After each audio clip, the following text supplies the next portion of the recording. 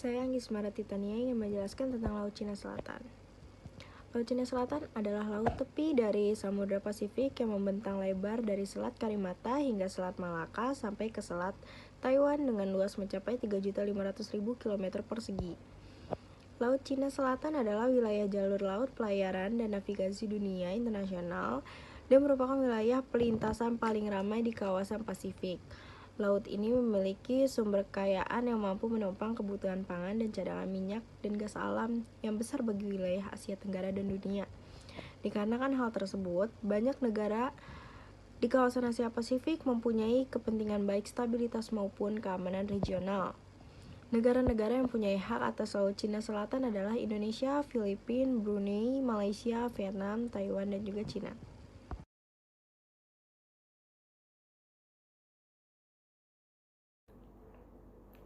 Baik, selanjutnya saya akan menjelaskan konflik yang terjadi di Laut Cina Selatan. Konflik Laut Cina Selatan merupakan salah satu konflik yang disebabkan oleh kondisi letak geografis di mana perairan tumpang tindih antar 4 negara pantai di kawasan Asia Tenggara, sehingga perbatasan wilayah atau juga kedaulatan teritorial yang dimiliki oleh suatu negara bertindihan dengan wilayah teritorial negara lainnya. Hal ini menunjukkan bahwa klaim hak teritorial merupakan pemicu utama terdapatnya konflik ini. Selain itu juga terdapat klaim berdasarkan historis oleh negara-negara yang bermasalah guna untuk mencari fakta kebenaran terkait kedaulatannya dalam perairan Laut Cina Selatan tersebut. Konflik yang terjadi di kawasan Laut Cina Selatan dimulai atas klaim Cina dengan membuat peta melalui penerapan 9 garis putus-putus atau 9 dash line sebagai tanda klaim kekuasaan dan kedaulatannya atas Laut Cina Selatan, dan isinya salah satunya terdapat Kepulauan Spratly dan Paracel, yang mana kepulauan tersebut ingin dikuasai oleh 4 negara yang bermasalah atau bertentang tersebut. Nandas Line sendiri dibentuk berdasarkan latar belakang sejarah Cina kuno terkait dengan peta wilayah kedaulatan Cina. Timeline konflik Laut Cina Selatan. Pada tahun 1947, diterbitkan peta baru oleh Republik Rakyat Tiongkok Cina yang sebagian besar mengklaim wilayah Laut Cina Selatan melalui garis imajiner Nine Dash Line. Nine Dash Line sendiri merupakan garis putus-putus yang dibuat oleh pemerintah Republik Rakyat Tiongkok untuk mengklaim beberapa wilayah di dalam Laut Cina Selatan. Di tahun 1970 sampai 1980, klaim atas Laut Cina Selatan meningkat karena didominasi oleh Cina sendiri, Vietnam, dan Filipina. Karena melihat dari letak sejarah historis beberapa kepulauan dan perairan di dalam Laut Cina Selatan, sehingga terbentuklah UNCLOS atau United Nations Convention on the Law of the Sea tahun 1982 untuk mengatur tentang Laut Cina Selatan. Di tahun 2000-an dibuat Declaration of Conduct untuk menyelesaikan masalah di Laut Cina Selatan. Namun kesepakatan ini putus saat Tiongkok pada April tahun 2010 memperkuat kedaulatannya di kawasan Laut Cina Selatan. Declaration of Conduct ini merupakan kerjasama dari ASEAN dan negara Tiongkok. Dan di tahun 2015 sampai sekarang, konflik ini semakin memanas. Pada tahun 2015, banyak sekali klaim yang dilakukan oleh Tiongkok di berbagai kepulauan seperti Spratly,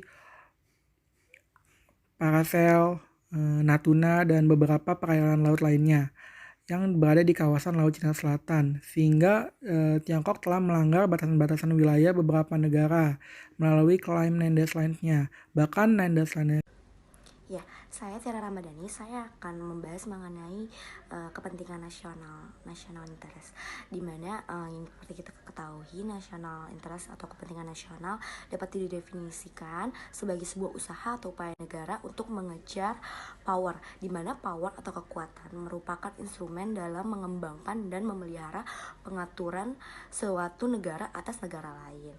Untuk keterkaitannya di Laut Cina Selatan sendiri itu sedikit saya jelaskan, yaitu dalam klaim Tiongkok itu tidak hanya tertuju pada klaim untuk geografisnya tersendiri, melainkan Tiongkok mempunyai target untuk suatu negara seperti itu.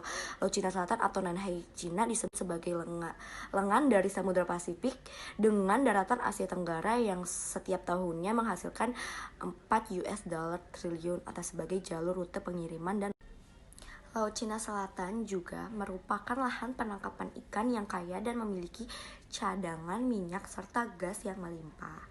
Seperti itu. Sekian presentasi dari saya. Next.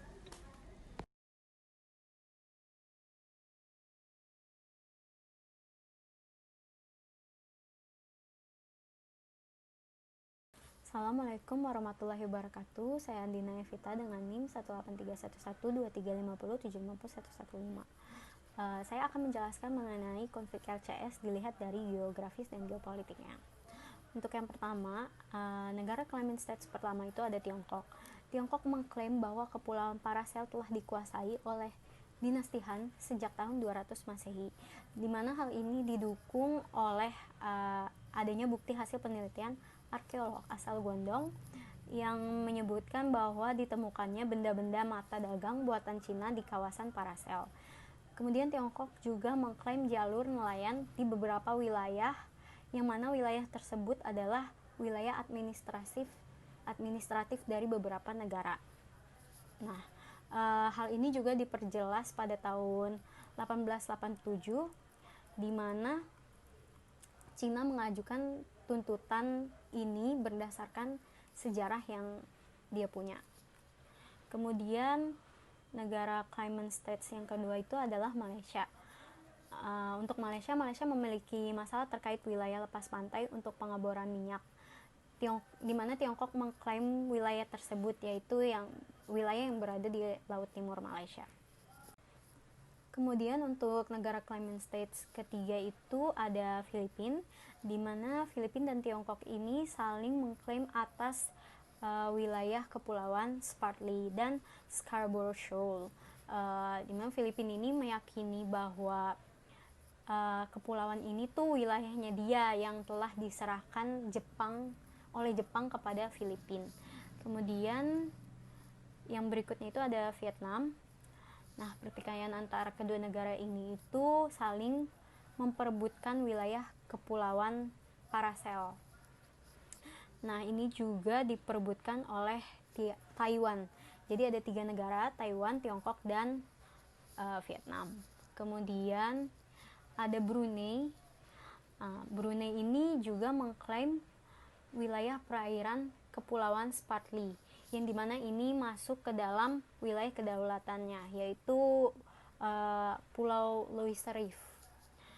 Kemudian ada Indonesia, di mana ini bermula pada tahun 2016, banyak masuknya kapal-kapal asing ilegal ke wilayah perairan Laut Natuna.